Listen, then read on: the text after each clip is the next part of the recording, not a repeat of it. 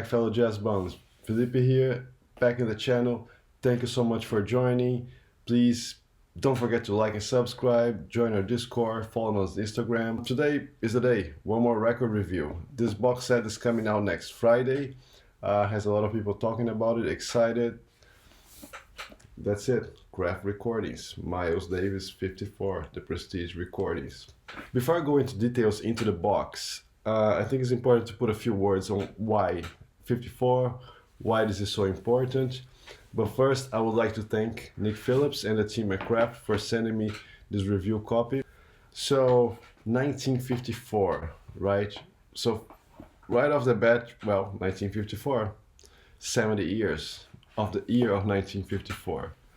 It's also the 10th anniversary of Miles in New York. So, putting things into context, it's very important to understand why this year and why this is so important and crucial and how Miles got there.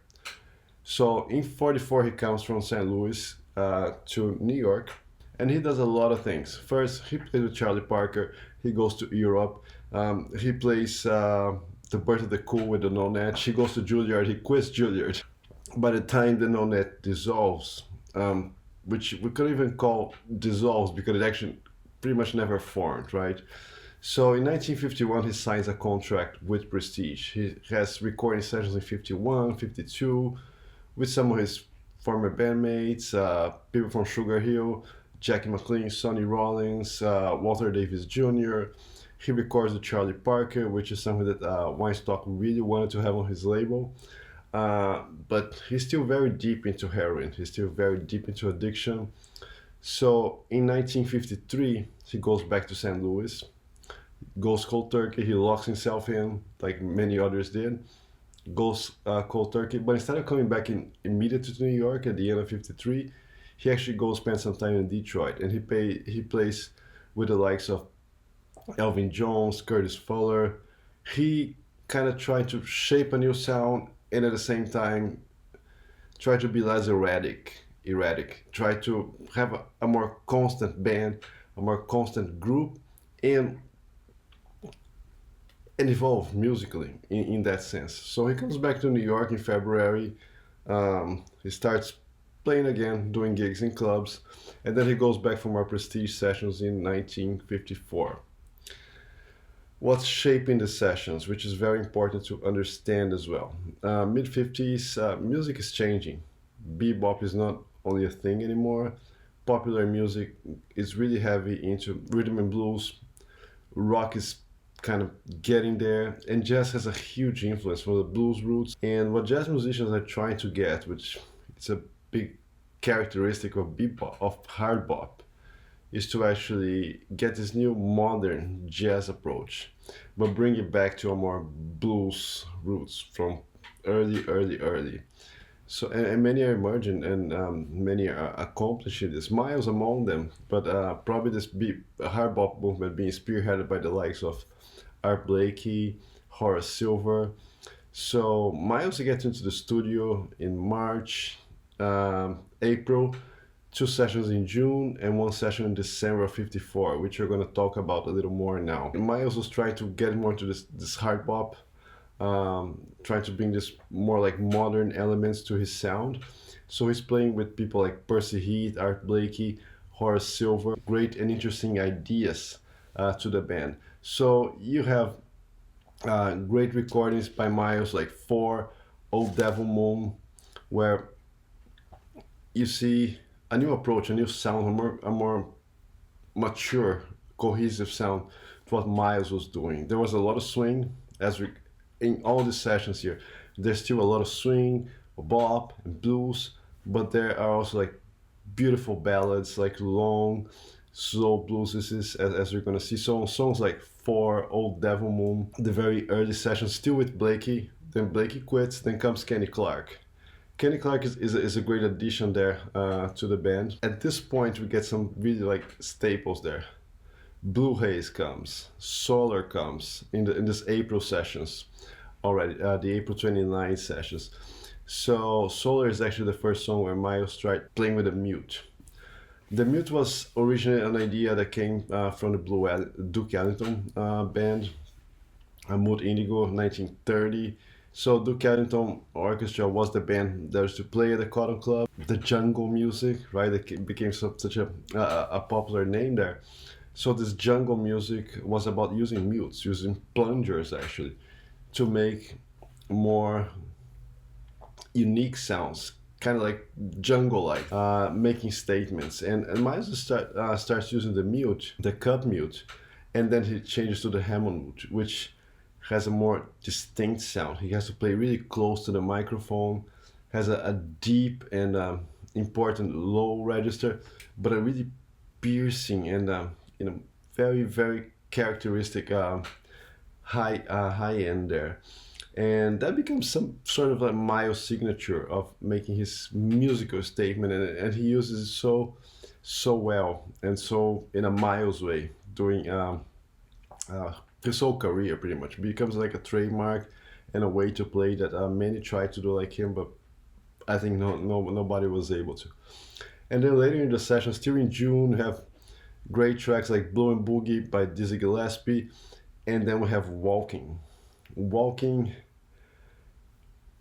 becomes like this track that's larger than life. It means like it's a track that becomes a synonym with Miles, with jazz, with his playing, and it's just fantastic. For the second sessions in June, then we have Sonny Rollins joining the band.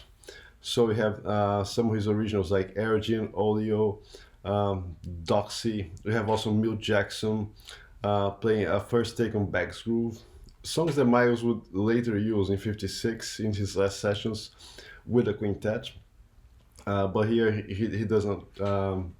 Still with like more early versions, different from the ones that we know from the posterior records. This presence of people like Monk, Milt Jackson, JJ, Sonny Rollins was more like a request from the label almost. We like these guys, this Percy Heath, this Horace Silver, this new folks here, this Kenny Clark, but we want more established players. We want to have more like a signature and nothing that sounds so modern. We want to still cut back a little bit how things used to be a few years ago, to have like a more signature. So that's why these players are there. But the way they interact, they bring new elements, the way they're presenting this new sound. Miles is already shaping his sound, is already sort of forming a band, a cohesion idea. Although none of these players are going to be in his quintet, which he's already working on. He's already going to listen to players, putting this quintet idea together. But in here we have either quartet or quintet music being shaped in a way that he would use later with perfection in his first quote-unquote great quintet, as we know. So, and we also have classics, standards like But Not For Me, Gershwin. We have I Remember April, Love Me or Leave Me. So there are many examples here of a group that's playing their own music. They're putting their own twist, their own shape to standards. And the last session is actually December 24th, the one with Monk. So we have Back's Groove, we have Bench a Swing, the Monk tune, and we have Swing Spring. Swing Spring, it's one of the early signs of the modo that Miles was trying to achieve. He was playing scales here, and he also ends up with The Man I Love, two versions of it, a Gershwin song. 54 was an important year for Miles. He kind of got his thing together. He mostly bit addition. He was trying to incorporate this new, more modern elements to jazz, but still using the blues, rooted in the blues. He was trying to form a group and move forward, do or die pretty much, based on the state that he was in till 53, from 51 to 53, in addiction, in such difficulty, putting a band together, raising a family, leaving his first wife. So it was a tough time for him. So 54 was a crucial year in development, was a turning point.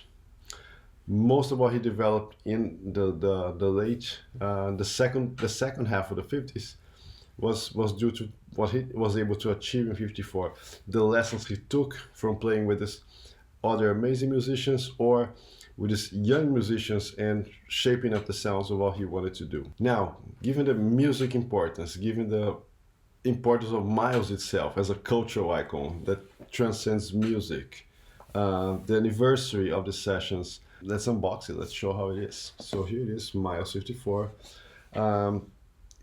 Kudos to the graphic design people. I found this box to be really beautifully designed